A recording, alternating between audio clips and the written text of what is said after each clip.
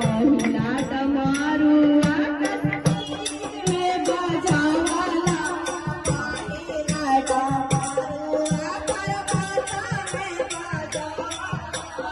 पहिला डमरू पहिला डमरू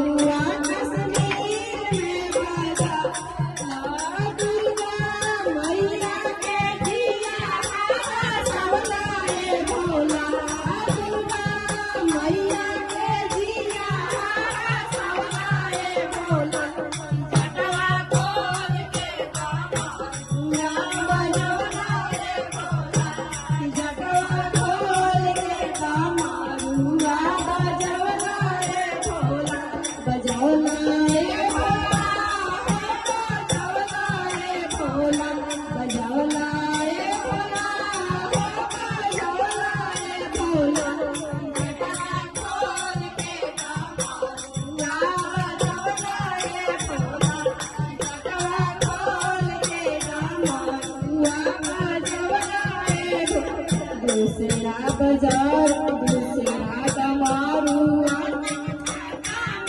बजावाला दूसरा डमरू कलकत्ता में बजावाला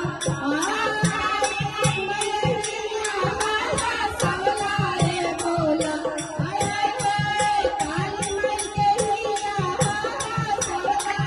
भोला जटरा खोल के डमरुआ जटवा खोल के डमरुआ बजवलाए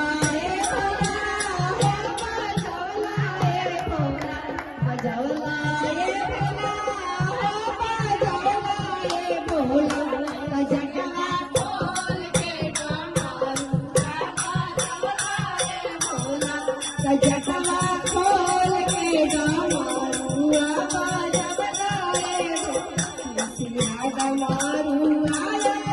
जाने बजावाला दूसरा डमरू आया जाने बजावा सीता मैया के दिया बजाए भोला सीता मैया के दिया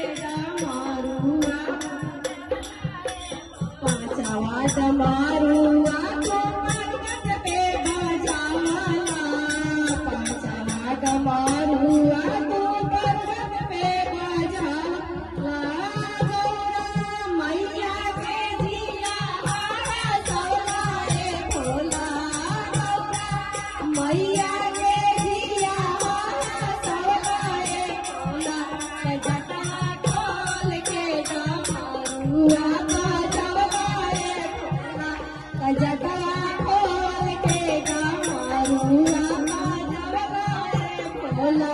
बस दरबार की